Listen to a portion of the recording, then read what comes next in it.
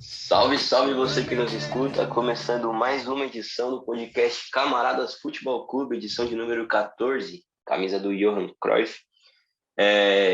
Gravando essa edição hoje, no dia 1º de junho de 2021, uma terça-feira de Copa do Brasil. Eu sou o Matheus Guedes, hoje eu estou na companhia do Júnior. Salve, Júnior. Salve, Matheus, salve, Felipe, tamo junto. E também de Felipe, salve, Felipe. Salve, salve, Matheus, salve, salve, Júnior, a todos que nos escutam.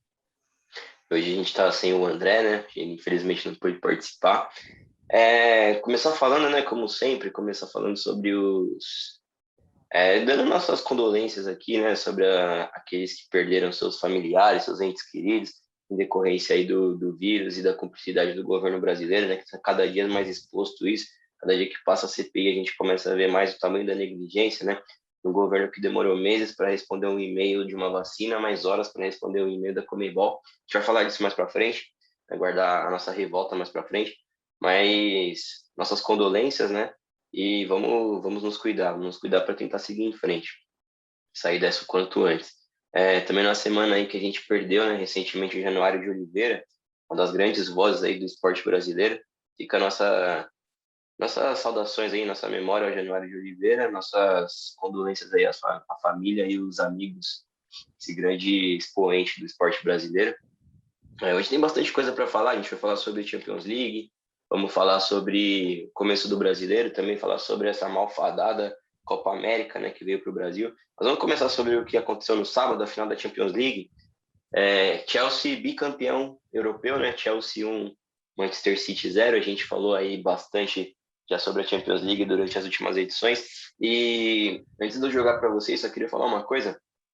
Muito se falou sobre o Guardiola, né? Que o Guardiola voltou finalmente a uma final de Champions League, né? Depois de 10 anos, né? Foi em 2011 a última dele. Ele foi campeão. Depois de 10 anos ele volta a uma final. E dentre esses 10 anos, muitas das vezes que o Guardiola caiu no meio do caminho na Champions League, era porque ele costumava inventar. Ele sempre fazia ali uma alteração de última hora, né, para tentar surpreender o adversário, isso daí acabava prejudicando ele. E dessa vez ele não tentou inventar até a final, quando ele vai pelo primeiro jogo da temporada sem Rodri ou sem Fernandinho, ele tenta povoar o campo de ataque, né, para abrir a defesa do Chelsea, acaba não dando muito certo, e o Chelsea ali no espaço consegue ganhar o jogo, né, numa bola enfiada no meio da defesa do Manchester City. Chelsea 1-0, gol de Kai Havertz. Queria começar por você, Felipe. Quais são suas impressões aí desse título do Chelsea, que você pode dizer sobre o jogo? Então, meu querido âncora, sobre esse jogo em si, eu tenho duas coisas para comentar, dois tópicos principais. E nenhum dos dois é especificamente o jogo. Então, vamos lá. O primeiro seria o Guardiola e o conceito de high conception. Só rapidinho para fazer uma analogia aqui, quem me conhece, convive comigo, sabe que além do futebol, o cinema também é uma das minhas grandes paixões, né? Então, esse conceito de high conception, ele vem sendo usado frequentemente pelos críticos de cinema, né, para analisar os filmes do Christopher Nolan. Vocês devem conhecer, o Christopher Nolan é um diretor famosíssimo, ele dirigiu a trilogia do Batman com Christian Bale, fez Interestelar, o Grande Truque, A Origem, recentemente Tenet. Então, os filmes dele, por ele ser um diretor que ele surgiu nos últimos 20 anos com um hype muito grande, né? Ele era um diretor muito adorado, não só pela crítica, como pelos fãs, né? Ele tem uma base de fã muito forte, que é um diretor muito popular. Mas, a partir de um certo tempo, os filmes dele passaram a ser vistos como esse olhar, né? O high conception, no caso, é uma premissa de análise que acaba que uma pessoa em si, ela acaba sendo refém da sua própria grandiloquência, perdão, acabei me embolando, da sua própria grandiloquência. Você tem uma premissa básica que para você fazer algo, no caso um filme, né, você tem que fazer sempre algo muito complexo, algo revolucionário. Então isso acaba sabotando os próprios filmes dele, né, porque ele fica preso no mito que ele mesmo criou, né? Ele ficava sendo refém da sua própria grandiosidade, né? Então, essa lenda que para uma coisa ficar boa, ela tem que ser algo extraordinário, algo épico, algo super complexo. E eu vejo muito isso no Guardiola, já trazendo para o futebol aqui agora, né? Eu acho que o Guardiola, frequentemente, ele é sabotado por esse próprio estigma que ele carrega, né? De ser um técnico revolucionário, que ele é, de fato, né? O futebol, há 13 anos atrás, antes do Guardiola surgir, era outro. Mas eu acho que muitas das vezes ele acaba querendo dar um toque autoral para suas equipes, né? E acaba que não precisa. O City no sábado entrou, né? Entrou sem volante, uma coisa inexplicável. O Gundogan teve que voltar para poder marcar, que acabou meio ali desnivelando o meio-campo. O Bernardo Silva jogou numa posição que rende menos. O Sterling de titular, uma coisa que eu não consigo compreender. O Rodri e o Fernandinho no banco também, não. Não sei, de repente ele quis deslocar os jogadores do Chelsea de suas posições originais, né? Mas acabou que não surtiu nenhum efeito. Então é isso, eu acho que ele é tomado um pouco por isso, né? Por esse high conception. Ele tem que fazer uma coisa que é super complexa, super revolucionária, quando o básico seria uma coisa mais fácil, né? Chegou o dia, né? A gente criticando o Guardiola, mas enfim. E outra coisa, outro ponto específico é o que até o Matheus já comentou em off com a gente, né? Sobre os ditos sommeliers de futebol, né? O que teve de gente tentando dar uma passada de pano para esse jogo foi uma coisa absurda, né? Porque o jogo quando o jogo é ruim, aqui na América do Sul, é uma pelada, né? Mas quando é lá na Europa, né? É um jogo de xadrez, é um duelo tático, os adversários se estudando. Porra, um jogo bem fraco, irmão. Porra, aí os caras dão uma passada de pano. Porra, não, porque não? Porque eles estão se estudando. Porque é um jogo de xadrez, um duelo de gigantes, de pensadores. Porra, jogo fraquíssimo. Acho que se esforçaram bastante para virar um Palmeiras e Santos, né, da final da Libertadores. Não conseguiram, mas foi um jogo muito abaixo da média, né? O Chelsea, um time que ganhou muito, né, depois da chegada do Thomas Tuchel, que foi crescendo, se tornou um time disciplinado, um time guerreiro, né? Tem uma consistência tática, se tornou bastante competitivo e foi até surpreendente, né, terminar essa temporada como bicampeão europeu, o que alguns meses atrás com o Lampard era algo praticamente impensável, né? Mas eu acho que o título foi merecido. O Chelsea jogou mais que o City, né? Que praticamente não jogou, ficou batendo cabeça ali. Vocês podem reparar que o goleiro Mendy praticamente não fez nenhuma defesa o jogo todo. Então acho que o seu feijão com arroz e acabou se sagrando bicampeão europeu. Eu acho interessante quando você fala do Chelsea, porque para mim, eu já comentei algumas vezes, né? O Chelsea ele foi o time que mais investiu nessa janela e é o time que investiu na frente, né? Trouxe o Havertz, que acabou fazendo o gol do título, mas não foi um cara que emplacou na temporada. Trouxe o Timo Werner, né? Que tá se mostrando um cara abaixo da expectativa, né? De quando ele estava no Leipzig. Talvez ele não seja o jogador tão acima da média como a gente esperava. Pode ser que vire, né? Mas essa temporada não foi. Trouxe o Ziyech e esse ataque do Chelsea não vingou. Em compensação, a defesa, que só acrescentou ali o Thiago Silva e o Ben Chilwell, né, que veio do Leicester, cresceu muito, né? E o Chelsea acabou ganhando mais pelo seu sistema defensivo do que pelo seu poder de ataque. E é um time que você vê que investiu bastante, investiu para ser ali a terceira força da Inglaterra, acabou ganhando a Europa, mas não era um time que talvez chegou no objetivo final rápido demais, né? Então, eu queria ver de você, Junior, o que você acha desse Chelsea e também suas percepções do jogo. Antes de falar sobre o jogo, o Chelsea em si, eu só gostaria de acrescentar, né, que a gente também perdeu o Dominguinho do Estácio. Ele morreu, né, faleceu no mesmo dia que o Januário. Ele puxador de samba aqui, né, no Rio de Janeiro, e puxou a música do Papagaio Vintém, né, quando a Estácio levou esse enredo do Flamengo para a Avenida. A cobra coral, papagaio vintém, vestir rubro-negro não tem para ninguém. Então, deixar esse registro aí também. E do Januário, cara. Januário marcou a minha infância, cara. Então, eu segui ele no Instagram, já até conversei com ele pelo Instagram uma vez. Pô, fiquei muito triste que ele, para mim, é o narrador que mais me marcou, assim, um cara que eu mais gostava por conta dos bordões. Foi a Tá primeira vez lá, que o corpo estendido pô, no chão. aquilo é maravilhoso, mano. Muito Tá bom, né? aí o que você queria, bola rolando no Maracanã, aquilo era perfeito. E muito triste, né? Que eles façam boa passagem, né? E sobre o jogo, cara, eu concordo muito com o Felipe, com o que vocês estão comentando, que o jogo foi muito ruim, né? E a gente fica tentando achar, né, algum meio de dizer que não, que o jogo teve diversos atrativos, mas o, o segundo tempo aconteceu basicamente o que a gente vê em vários jogos ruins aqui na América do Sul. Quando o time não tem o que fazer, está sem repertório, começa chuveirinho, um monte de ataque sem sentido, né? Aquela coisa de vamos para cima de qualquer maneira.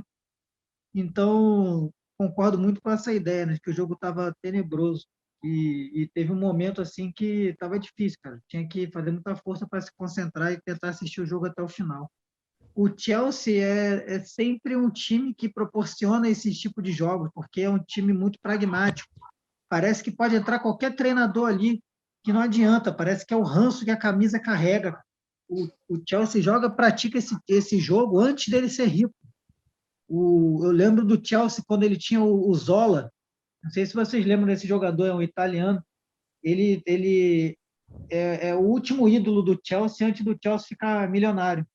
E o jogo do Chelsea desse cara desse atacante, do Zola, é a mesma porcaria, cara. Um jogo horroroso, chato, esse negócio enfadonho, que é forte na defesa, e aí faz um gol ou dois, ganha no máximo de 2-0, 2-1, 1-0, aquela coisa horrorosa. E, e aí, né, contou com a ajuda do Guardiola. Nem vou me prender a falar do Guardiola, porque o Felipe já falou tudo, cara. Quem assistiu a série Tudo ou Nada, né? All or Nothing, na Amazon, do Manchester City, vai saber exatamente que o Felipe está falando é verdade. Antes de assistir, eu não pensava que o Guardiola era esse poço de ego, né? Para mim, ele era um cara que as pessoas falavam, mas eu falo, não é possível, cara, que esse cara liga para essas coisas. O maluco é muito egocêntrico. Tem momentos na série que ele já ganhou o campeonato, mas ele quer ficar batendo os recordes, assim, coisa só para ficar marcando o nome na história, para que fiquem falando dele. Já não faz nem sentido, assim, poderia colocar jogadores novos para jogar, para testar, para ver se encontram um talento, né? Um cara da base. Já está com o campeonato vencido, mas não, o cara quer bater o recorde. Nem vou dizer que isso está errado, não. Mas parece até que o cara não está pensando no planejamento futuro, né? Ele está querendo ali ficar marcando o nome. E aí, como algumas pessoas comentaram, se ele vence esse campeonato com esse monte de coisa que ele fez, né, que não tem sentido nenhum, ele seria aclamado mais uma vez, né? Cara, o maluco é o pensador da bola e tudo mais. Ele deixou o João Cancelo, o Felipe não comentou do João Cancelo. O cara tá destruindo na lateral, jogando bem. Pô, base titular da seleção portuguesa, pô, que vem jogando o melhor futebol de seleção. O cara não botou o Zinchenko, que foi o jogador que não correu, que não foi atrás do Havertz na hora de fazer o gol. O meio de campo todo aberto, né, jogando sem cabeça de área de origem. E escalou o Sterling, como o Felipe falou, o cara que está com a fase horrorosa na frente, podendo colocar qualquer outro atacante que o que não está no City é a gente na frente. Então o cara tentou cravar uma assinatura por conta do ego, né? E o Chelsea aproveitou disso, né? Jogo fechado. Segundo tempo não deixou o City jogar no pragmatismo de sempre. E o resultado foi aquilo, né? O gol que saiu no primeiro tempo foi o gol que sacramentou a vitória, não aconteceu mais nada. É isso aí, então, só reforçando, né, o Chelsea campeão europeu, né, bicampeão europeu. Interessante, vai ser interessante ver o Chelsea no Mundial, né, a gente comentou da última vez. O Chelsea foi o último europeu a perder para o Sul-Americano, né, vamos ver se essa história se repete. O Júnior falou aí, né, abriu parênteses aí para falar de um mais uma perda que a gente teve nessa semana. Eu queria também citar mais um caso que aconteceu, esse não é de perda, né? Mas nem de nascimento, nem de aniversário, nem nada. Só vou ser clubista aqui, tá? Eu vou abrir esse espaço para eu ser um pouco clubista. Eu não ia comentar, mas vou comentar. Que hoje o Corinthians inaugurou um busto no Parque São Jorge para o Vladimir. O Vladimir, que é o jogador que mais vezes vestiu a camisa do Corinthians, né? O Vladimir, que era um dos líderes da democracia corintiana.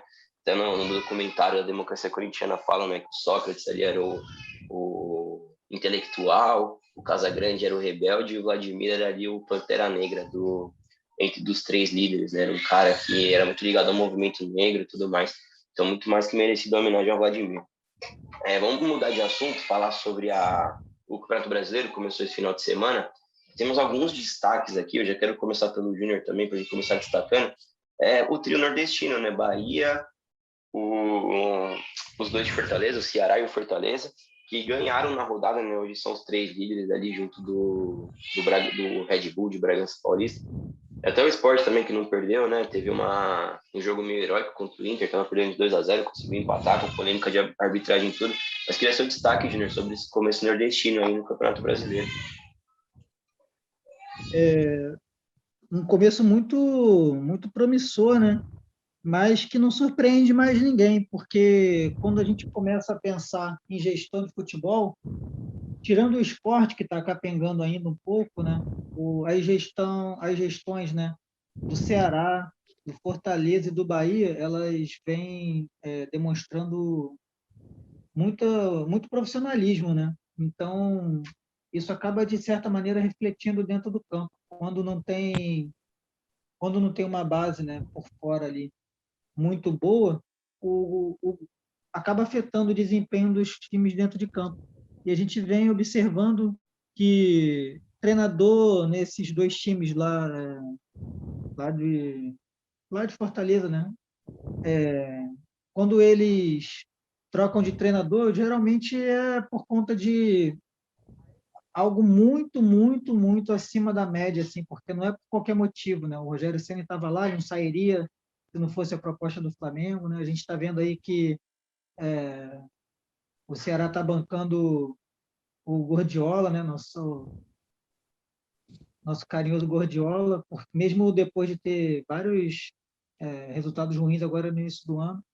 E a gente percebe que bancar esses treinadores vem sendo o mais correto, porque o trabalho não é ruim, o trabalho é bom, a gente também tem que ser inteligente, né?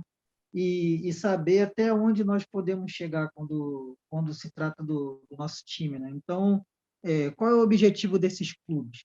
É lutar pelo estadual, Copa do Nordeste e ter uma boa classificação no Campeonato Brasileiro. E aí beliscar uma Sul-Americana ou então até mesmo, quem sabe ali uma Libertadores, né? Já que agora tem bastante vaga e tentar chegar um pouquinho mais longe também na Copa do Brasil. Mas para lutar por títulos, né, no âmbito nacional, ainda vai demorar um pouquinho, né? Por enquanto não é o caminho. E aí, se ficar demitindo o treinador que vem mantendo um bom trabalho, você acaba se afastando cada vez mais desse objetivo, né? Que é algo ainda distante, mas quem sabe, né? No futuro, de repente, uma Copa do Brasil aí, arriscar uma Sul-Americana, são títulos de mata-mata que eu acho que são bem possíveis de serem alcançados por esses times do Nordeste. Então, quando eles conseguem um confronto, por mais que seja com times do eixo Rio-São Paulo ou do Sul-Sudeste, que não estão a pleno vapor, né, que ainda tem um pouco de instabilidade, eles sobressaem. E foi o que aconteceu quando o Bahia pegou o Santos. O Santos está em reconstrução, ainda muito frágil. Fernando Diniz ainda capengando ali, né, tentando encontrar alguma base para conseguir ter um time encaixado. E aí, numa pane, né, dessas panes que alguns times dão, né, o Flamengo já deu várias dessas aí, levou 3 gols rapidamente, sacramentou a vitória e está liderando ali o campeonato. O Ceará poupou jogadores, porque vai ter um confronto direto com o Fortaleza aí, um clássico, né, regional na Copa do Brasil. E mesmo assim, na garra ali, conseguiu vencer o Grêmio, que tinha alguns desfalques também, né, por conta da Covid-19 e demonstrou os dois jogos, né? Os times demonstraram muita estabilidade ali, né? Tinha um padrão de jogo muito interessante. E o Fortaleza, que foi para mim a maior vitória do dia, uma disposição tática maravilhosa, jogando 11 horas da manhã. O Atlético Mineiro parecia o time com com pouco investimento e o Fortaleza parecia o time rico ali, porque muito bem armado. Esse Vojvoda aí agora que eu tenho mais curiosidade ainda de ver o trabalho. Quando tiver jogo do Fortaleza e eu tiver como assistir, vai ser um dos que eu vou escolher, porque taticamente ele contra o Galo eu fiquei muito surpreso e positivamente. Jogou super inteligente, não estavam apavorados, né, com aquela coisa de não, a gente é o time menor aqui, nada, jogaram bonito. Segundo tempo dominaram o Atlético Mineiro e não tem aquela coisa de coitadinho mais não. Para mim, esse 2021 aí, acho que mantendo, né, os treinadores, dando uma base ali, se não tiver muita contusão, não perder muito elenco, né, porque eles ainda não dispõem de elencos grandes, eu acho que vem briga aí por sétimo, né, sexto, sétimo lugares ali para algum desses times do Nordeste. Outro jogo que eu queria destacar também, aí queria falar com você, Felipe, era sobre um São Paulo e Fluminense, né? Que é um jogo de dois times que estão disputando a Libertadores. E um jogo 0-0, né? Mas não deixou de ser movimentado. Tem até uma polêmica se o Miranda deixou de ter fair play ou não, né? No pênalti do Nenê, e que atrapalhou ali o pênalti. Fala aí, Felipe, suas impressões desse jogo. Olha, âncora, foi um jogo bastante interessante. Para um 0-0, foi um 0-0 bem movimentado. Eu acho que o Fluminense ele vem dando provas e mais provas que vai ser um time muito competitivo nessa temporada. Que a colocação boa no Campeonato Brasileiro do ano passado não foi um mero acaso, né?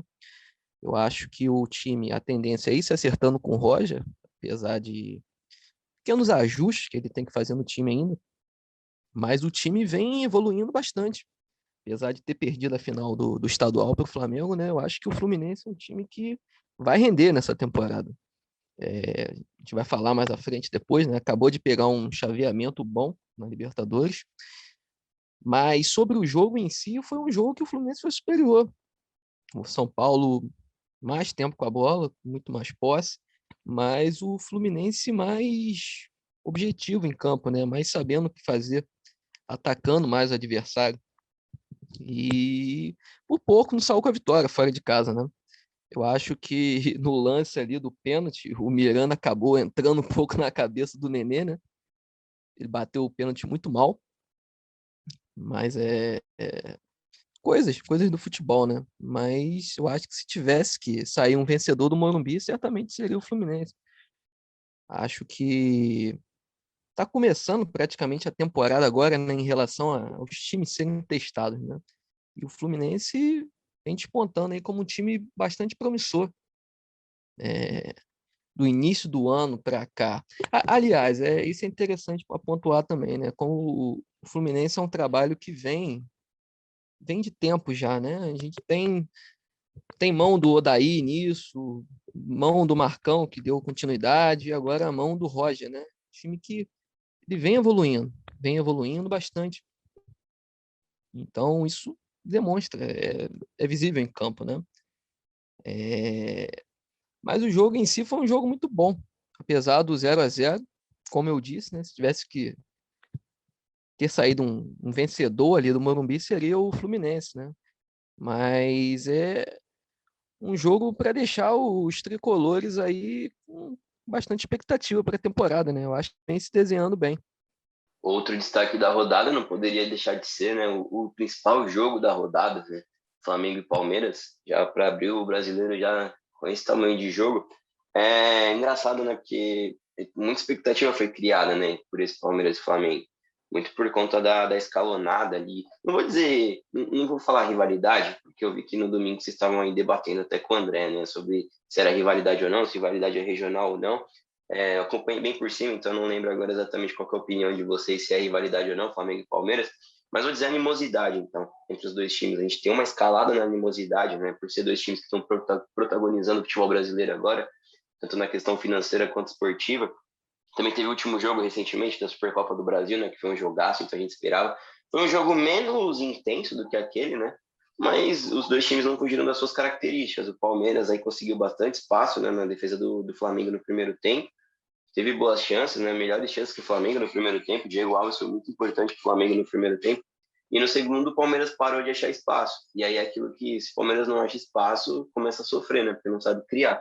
E aí o Flamengo começou a se criar para cima do Flamengo, para cima do Palmeiras, desculpa. Uma das sacadas do Abel foi colocar o Gabriel Menino no jogo. E ele estava até marcando bem o Bruno Henrique, mas foi um descuido dele, uma jogada que o Bruno Henrique sobressaiu sobre ele. E foi gol do Flamengo, né? O Bruno Henrique numa jogadaça, limpou a defesa do Palmeiras, conseguiu ali empurrar para o Pedro, né? E como é bom, né, ter um cara ali que você perde o Gabigol, o principal jogador do time, e ele não faz você sentir falta desse cara, né? Então, o Pedro seria titular em 19 times da Série A, né? Então, eu começar falando com o Júnior, né, sobre esse Flamengo 1, Palmeiras 0. O jogo, né, ele atingiu as expectativas assim que eu tinha, porque o Palmeiras ele vem para jogar nesse estilo, né, de contra-ataque.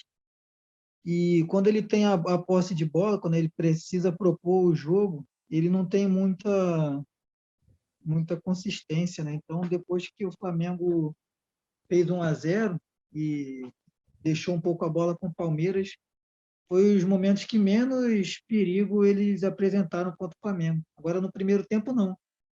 O primeiro tempo, o Flamengo tentando, né, sair para jogar, mando de campo, né? Então, você tenta logo impor o seu jogo para tentar fazer o resultado. E o Palmeiras chegava com muito perigo, porque eles são muito rápidos. Quando a bola chega no Luiz Adriano, ele já logo aciona o Rony, e o Rony rústico, ele, ele tem muita facilidade para chegar na linha de fundo, né? Ou então para fazer uma jogada ali e tentar bater no gol. E ele está vivendo uma boa fase de novo, né? Depois daquela boa fase do Atlético Paranaense, agora ele, do final do ano passado, né, para agora, ele tem vivido uma boa fase, né?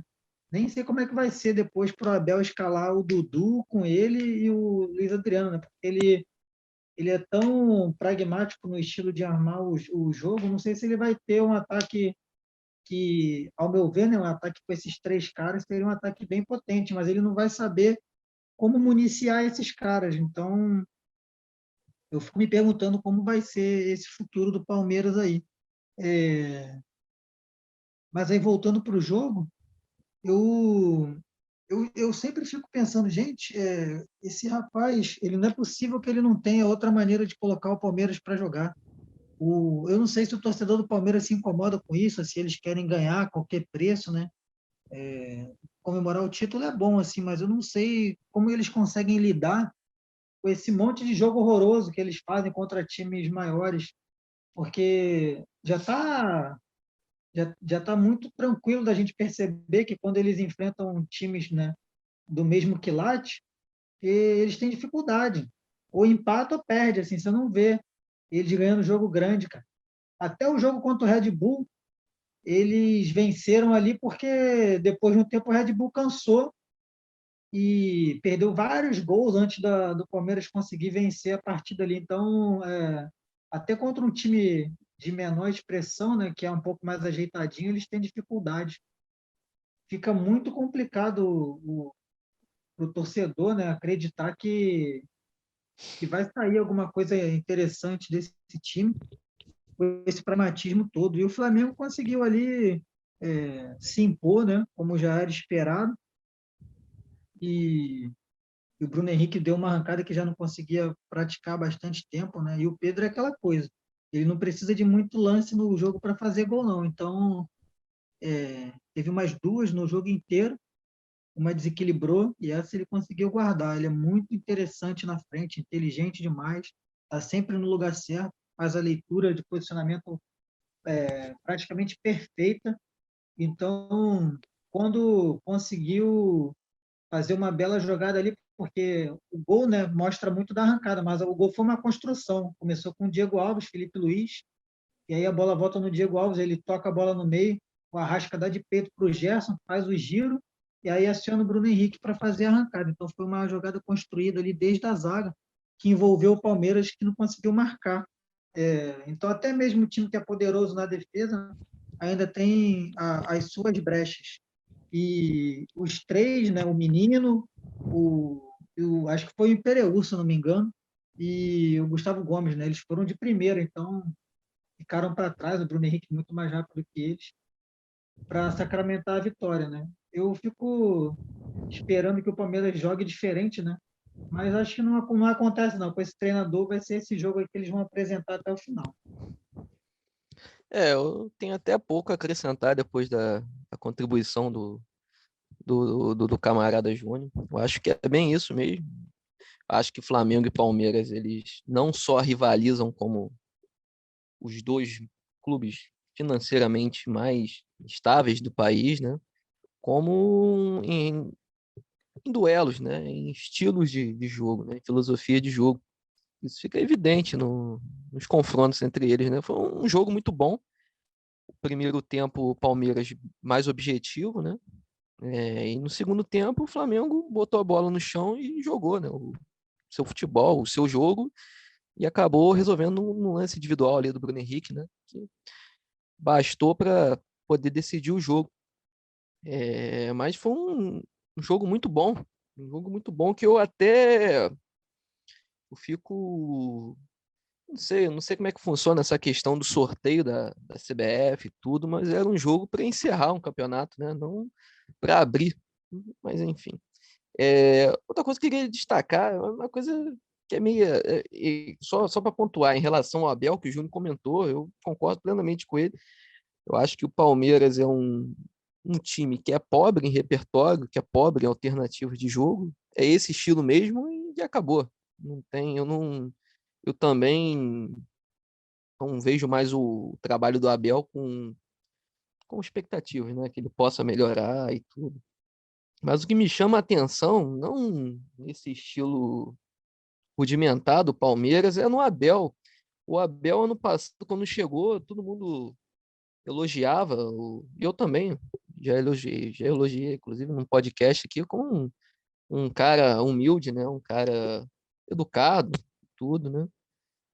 E agora parece que ele resolveu chutar o balde e virar um treinador brasileiro, né? Com os estigmas, né, que isso carrega. Não um treinador brasileiro de ponta, mas um treinador brasileiro em decadência, né?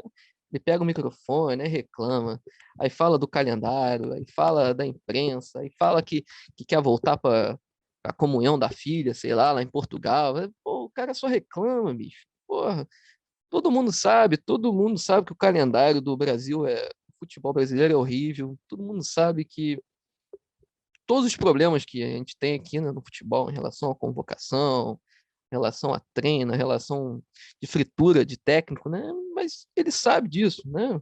Ele estava no PAOK, mas ele não estava em Saturno, né? Ele sabe, isso é uma coisa que roda o mundo todo, né?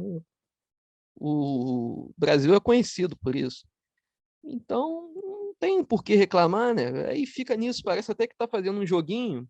Ah, se vocês ficarem criticando, eu vou embora, já ganhei tudo e tudo. É uma coisa que acaba soando meio patética, né?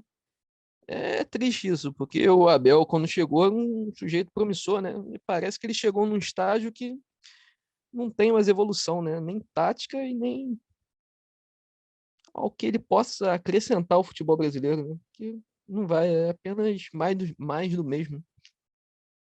Felipe, achei interessante o que você falou sobre o Abel, porque parece que ele se assustou um pouco, né, com a repercussão, assim, como foi esquecido muito rápido, né, não é que foi esquecido os títulos que ele ganhou, mas ok, né, ganhou, vamos seguir o trabalho, e ele foi sendo criticado pelo que ele estava fazendo, que é até compreensível deixar o time em reserva, jogar o Campeonato Paulista e tudo mais, mas teve aquelas derrotas, principalmente por Defensa e Justiça, pesou muito. Parece que ele se assustou com isso, né, com o futebol brasileiro. Parece que ele está sendo vítima do ambiente que é o futebol brasileiro e ele não soube se adaptar a isso. Tá perdendo um pouco a linha, tá perdendo a razão muitas vezes. Passar também, sair desse jogo, falar sobre o último destaque que a gente tinha pontuado aqui, era para falar sobre a estreia de Silvinho no Corinthians, né? chegou com bastante coisa nova, chegou com um terno bonitão, né? Foi bem Silvinismo. apresentado. Silvinismo. Ele é Ou moderno. Silvinionismo, não sei agora. Vai batizar esse estilo do Corinthians. Mas chegou com um terno bacana, chegou mudando algumas peças no time, né? Teve bastante coisa diferente, você já podia ver no Corinthians, né? Um pé de pressione ali, o time marcando muito em cima, mas foi um jogo ruim do Corinthians, né? Eu acho que ele mudou, principalmente o estilo de jogo, que o Mancini eu já não via mais evolução. Mas se o Mancini ele podia ter deixado um legado, foi esse esquema de 3 zagueiros que começou a dar certo antes dele cair. Talvez ele tenha caído, eu acho que poderia ter caído antes, mas no momento que ele caiu, eu acho que foi não só problema dele, mas talvez também tenha um pouco da diretoria que deve ter dado um respaldo para ele poupar na Sul-Americana, investir no Paulista, isso deu muito errado e aí ele pagou por isso, mas eu acho que não é só culpa dele. Mas tem um legado, foi aquele esquema de 3 zagueiros, com o Raul Gustavo e o João Vitor, né, 2 meninos da base jogando, e aí ele tirou o João Vitor, deixou o Gil no time. O fato é que o Corinthians não foi bem, o Corinthians teve chance, teve pênalti perdido, mas não foi bem. Mas é o início de trabalho, né? E agora já começa esse início de trabalho pressionado, porque com a primeira derrota, a confiança já não estava muito alta, né? Então já começa ali a pressionar mais ainda, né? A pressão estava ficando maior ainda em cima dele, mas que não tem que ter pressão nesse... Foi só um jogo, né? Só que o problema é que o Atlético Paranaense, o Atlético Goianiense é um adversário... Tá virando adversário íntimo do Corinthians, né? São 3 jogos do Atlético Goianiense na Arena, 3 jogos que o Corinthians não faz gol, 2 empates e 1 derrota, e joga de novo com o Atlético Goianiense amanhã pela Copa do Brasil. E já teve até um empurra entre os jogadores, então o ânimo vai estar bem acirrado, né? O Silvinho vai ter a chance de novo de ganhar do adversário que ele perdeu na estreia. Então, vamos acompanhar esse início de trabalho. E só antes de passar aí do Campeonato Brasileiro, antes de sair dessa pauta do Campeonato Brasileiro, um outro ponto que eu destaquei aqui é que dos grandes favoritos ao campeonato, só o Flamengo ganhou, né? O Palmeiras perdeu nesse confronto direto, o Atlético perdeu para o Fortaleza, né? Tomou a virada no último minuto, 2 gols de Thiago Pikachu. O Inter estava com o jogo garantido, perdeu, empatou com o Sport, né? Deixou escapar a vitória ali de 2-0. O Grêmio está com um surto de Covid, foi com um time bem desfalcado para o Ceará, jogar contra o Ceará. Até ela estava sem o seu técnico, perdeu também, né? Conseguiu buscar um resultado, aprendeu 2-0, empatou 2-2, tomou um gol ali bem inexplicável, que o goleiro do Grêmio parou para pedir o impedimento e tomou o gol.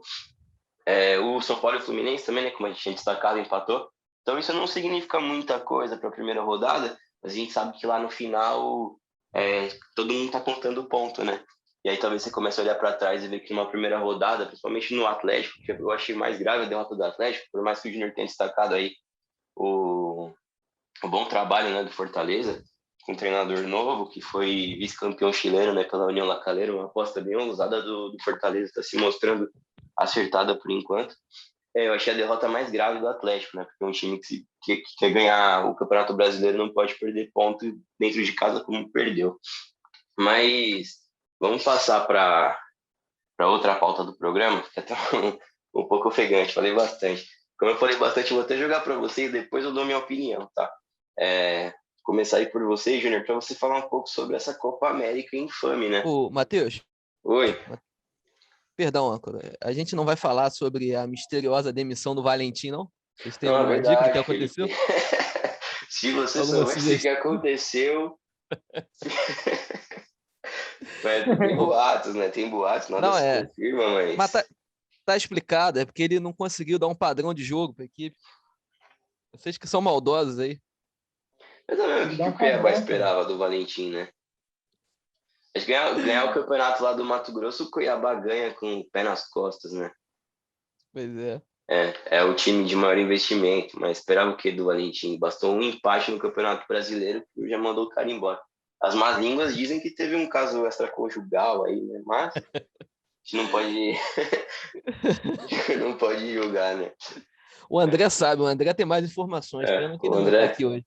Ele não participou porque ele tava apurando isso aí. Ele tá apurando. Essa história, eu te falar. Mas vamos voltar aí para a Copa América, que eu queria saber de você, Júnior, qual que é a sua opinião sobre isso aí, tá? Porque para mim é infame, tá? É uma edição que não era para acontecer, mesmo em situações normais, sem Covid, não tinha por que acontecer. 2 sedes recusaram, né? Cada uma com problema diferente. A Colômbia, além do Covid, tem essa questão aí dos protestos, né? O país está numa ebulição aí, né? A população nas ruas, mais, não sei agora quantas pessoas morreram, não atualizei o número, mas é um número alto de pessoas morreram nesse protesto. A Argentina aí por uma alta de Covid, no Brasil a gente tem os dois, né? No último sábado teve gente na rua protestando contra o governo. Covid, todo mundo já sabe, né? Mais do que favas contadas como o Brasil tá mal no tratamento aí da pandemia. Mas aceitou de braços abertos, né? Sediar essa Copa América. Aqui no Brasil, né, é muito absurdo como os governantes lidam com as coisas, né? Eles tentam dizer que porque está rolando o Campeonato Brasileiro, né, campeonatos estaduais, então não tem por que não receber a Copa América. Mas, no meu entender, a Copa América, ela, ela não é só o futebol pelo futebol, né? Tem outras representatividades dentro desse acontecimento, né? Dessa aceitação desse campeonato aqui no Brasil. Você passa uma mensagem muito negativa para o mundo, né? Não só para o continente, né? Em especial para o continente, mas para o mundo, de que você não liga para as coisas que estão acontecendo e você vai fazer o que tiver que fazer para ganhar dinheiro, né? Para fazer o que os patrocinadores mandam. Então você passa uma mensagem desse tipo e para mim isso é muito nocivo, né? Mas não é surpreendente, porque a gente já sabe quem nos governa, né, nesses últimos anos aí, desde a queda do governo Dilma, né, do golpe, a gente já sabe qual é o tipo de pessoa que vem controlando o Brasil, né, e tipo de coisa que eles são capazes de fazer. Quando a gente tem a volta do futebol, né, o futebol estadual, o futebol nacional brasileiro, é por conta de uma tentativa de retomada dos empregos, né? Tem muita gente que trabalha no futebol que não é milionário. Então você minimamente você tenta voltar com o futebol para que essas pessoas tenham, né, o seu sustento garantido. Então a gente tem série D, série C, série B. Essas pessoas precisam trabalhar, né? Nem todo mundo tem o glamour dos 10, 12 clubes ali da Série A. Então, é por isso que o futebol voltou assim, né? Mas também não quer dizer que todo tipo de jogo tenha que acontecer. E por que a gente vai fazer um campeonato caça-níquel de seleção, com várias delegações de outros países vindo para cá, no momento em que não se faz necessário, né? Não é um campeonato que as pessoas envolvidas, né, trabalhem exclusivamente com aquele campeonato. São pessoas que jogam por seus clubes, né? São delegações que continuarão recebendo seu salário, mesmo sem ter essa competição, porque a gente sabe que que a eliminatória, desculpa, também vai acontecer. Então, acho muito absurdo, né, que o Brasil receba e que aconteça essa Copa América, né? Por mais que fosse num lugar que tivesse seguro, eu também acho que ela nem deveria acontecer, que esperasse um pouco mais de tempo, né? Que fosse daqui a um ano, dois, já que eles querem igualar o ano ímpar lá com a Europa, faz na próxima, deixa 3, 4 anos sem ter Copa América, ninguém vai sentir falta disso, não, pelo amor de Deus. Primeiramente, só para deixar claro que eu concordo plenamente com os camaradas em relação a essa Copa América bizarra, né? Está sendo conhecida até como Cepa América, né? E é o nome mais correto. O que me Felipe, tem a deixa. Cova América também, né? Também tem a Copa América, é verdade. Tem a Copa Cloroquina também. Mas o que me deixa, o que me causa espécie é esse tipo de comparação que pessoas canalhas mesmo tentam tecer, né? Que é mais ou menos assim, pô, vocês não ligam para Campeonato Brasileiro rolando, mas por que vão ligar para a Copa América? É um argumento tão tosco, tão mesquinho. Um campeonato nacional aqui significa a sobrevivência dos clubes. É impensável parar o calendário por 2 anos aqui. Os clubes vão à falência. É totalmente diferente de você sediar uma competição caça-níquel que ninguém liga, ninguém se importa, que vai desfalcar os clubes, que não tem nenhum poder de interesse mesmo, não tem nenhum poder de gerar interesse do público sobre isso. com um monte de delegação estrangeira vindo para cá, sem uma falta de logística prévia, que só vai vir para cá porque foi negado em 2 países por 2 questões políticas na Colômbia e sanitárias na Argentina.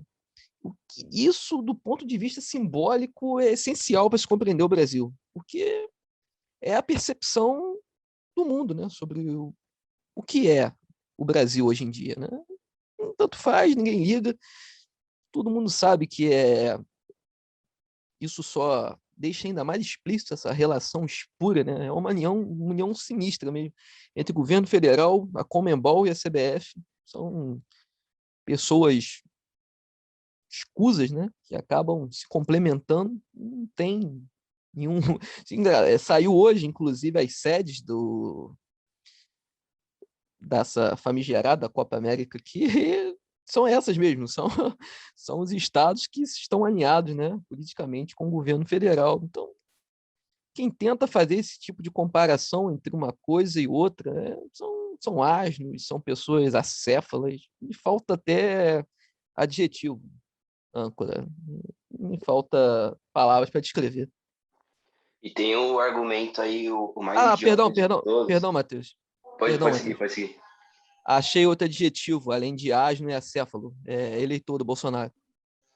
É o pior xingamento de todos, né? Pois é. É o pior adjetivo que alguém pode receber. Tem gente que se orgulha disso. Eu estava falando das desculpas que as pessoas dão. Acho que o pior argumento de todos é falar que isso aí é uma histeria global, né? Que a Globo tá se pronunciando muito contra a Copa América porque não vai transmitir a competição.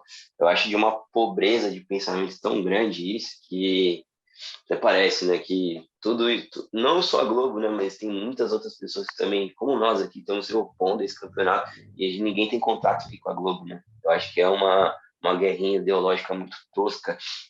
O que eu queria falar sobre isso é justamente assim, a Copa América, eu até comentei no começo antes de passar para o Júnior, essa Copa América não tem muito sentido em acontecer por diversas razões. Primeiro que a Copa América nunca teve uma regularidade, assim, já foi de ano em ano, já foi de 2 anos em 2 anos, passou a ser de 3 em 3, né? Depois em 2007 eles alinharam para ser de 4 em 4 anos, com exceção daquela Copa América Centenária em 2016, mas ali a gente tem até uma justificativa dela ter acontecido, por mais caça-níquel que ela tenha sido, até nos Estados Unidos, nem foi na América do Sul, mas é porque comemorava os 100 anos da primeira edição da Copa América. Então, ok, a gente até entende ela ter acontecido. Mas essa Copa América que agora vai acontecer, ela não tem sentido, porque ela aconteceria em 2020, justamente um ano depois de ter acontecido a Copa América de 2019. E tudo isso para se alinhar à Eurocopa. E se a gente for colocar no pé de igualdade ali, a Eurocopa e a Copa América, é até ridículo, né? Não é viralatismo da nossa parte. Eu até prefiro assistir jogos sul-americanos. Mas hoje a Copa América tem um formato defasado, até uma diferença técnica, né, entre Brasil, Argentina, Uruguai correndo mais ou menos atrás. No máximo a Colômbia também consegue alcançar. De resto, você tem mais 6 países que não conseguem acompanhar o nível técnico. Eles até geram jogos interessantes entre eles, é sempre uma história legal, mas falando em nível técnico, não é bacana de acompanhar a Copa América. A Euro é muito mais vistosa. E ninguém vai estar. Eu acredito que ninguém no mundo, talvez só nós aqui na América do Sul e olhe lá, vamos assistir essa competição. E ela já não teria sentido de acontecer, principalmente com o Covid. Você comentou aí, Felipe, sobre tá acontecendo o Campeonato Brasileiro. Eu acho que assim, né, todos os segmentos, de uma maneira ou de outra, tiveram que seguir. Tem que seguir a vida, por mais crítico que seja aí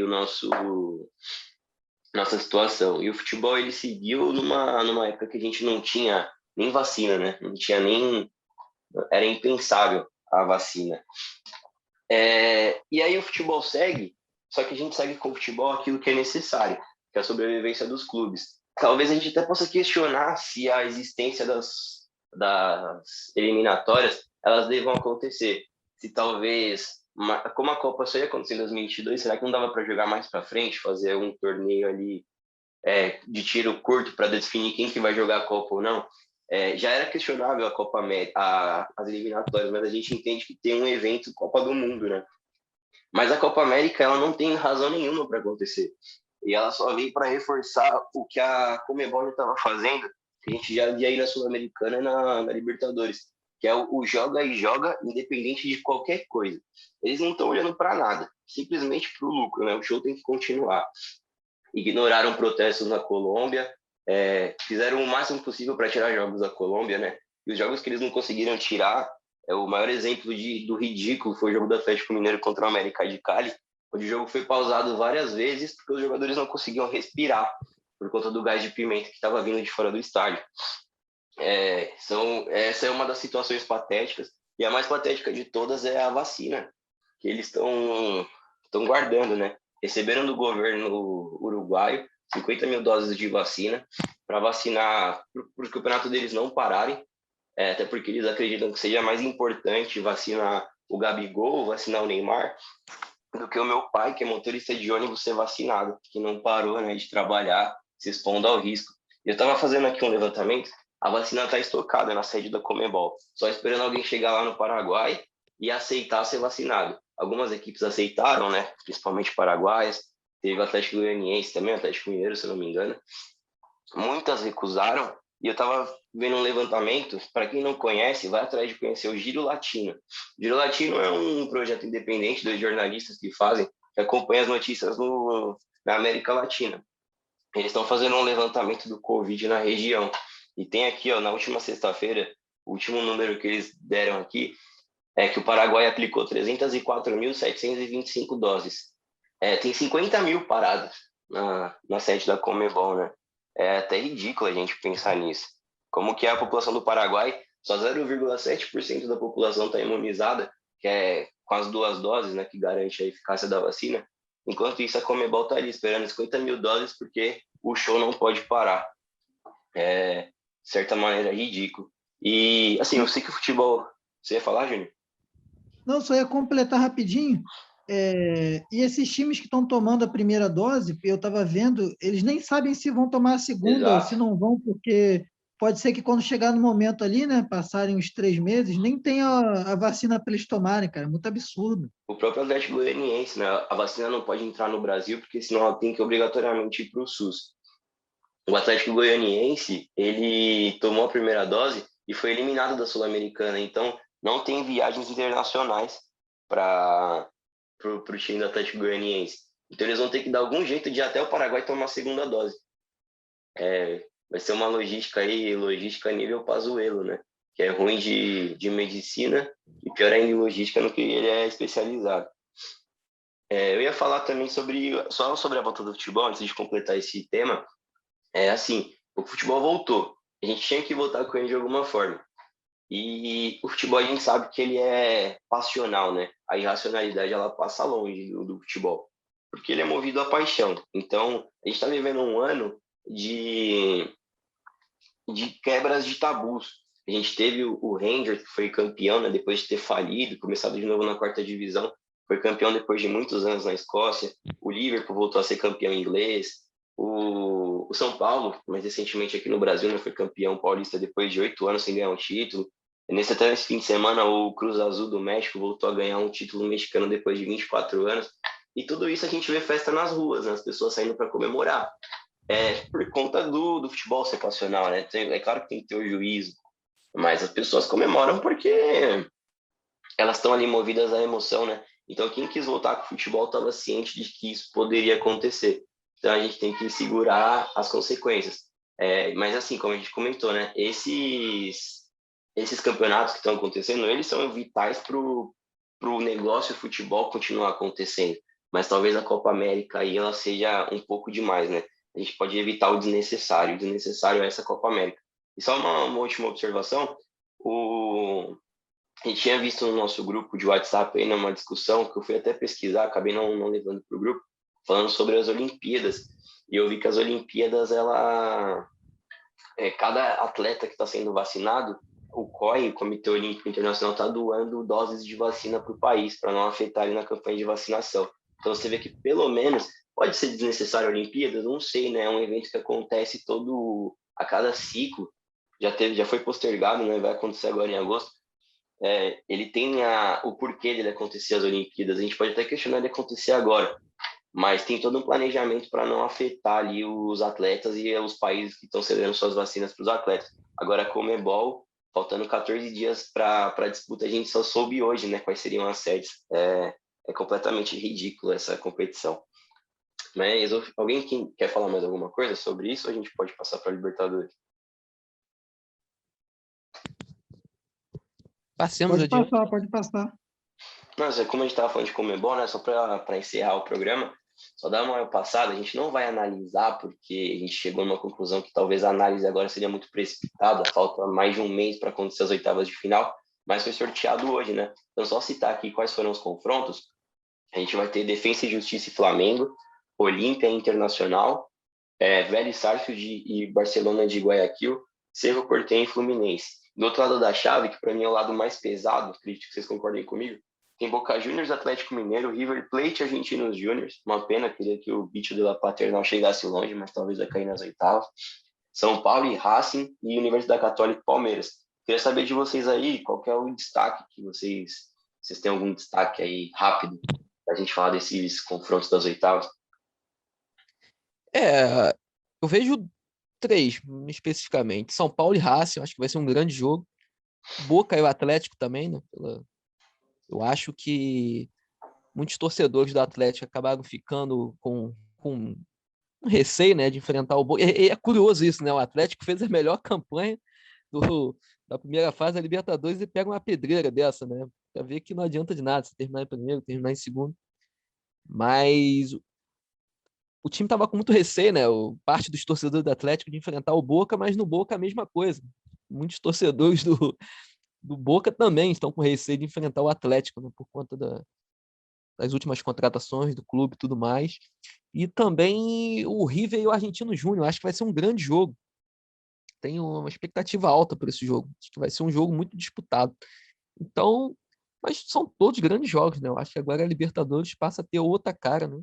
Outro campeonato e vai ser certeza de emoção. E só para destacar, né, que o Fluminense ele acabou pegando uma baba, né? Vai pegar o Cerro ali e tem um chaveamento que lhe permite sonhar. Eu até citei no começo do nosso episódio, quando eu estava falando do Fluminense São Paulo, né, pelo brasileiro, o quanto o Fluminense é promissor, né, nessa temporada. E analisando aqui o chaveamento rapidamente, é plenamente possível que o Fluminense chegue até nas semifinais para enfrentar o Flamengo, se tudo ocorrer como script, né?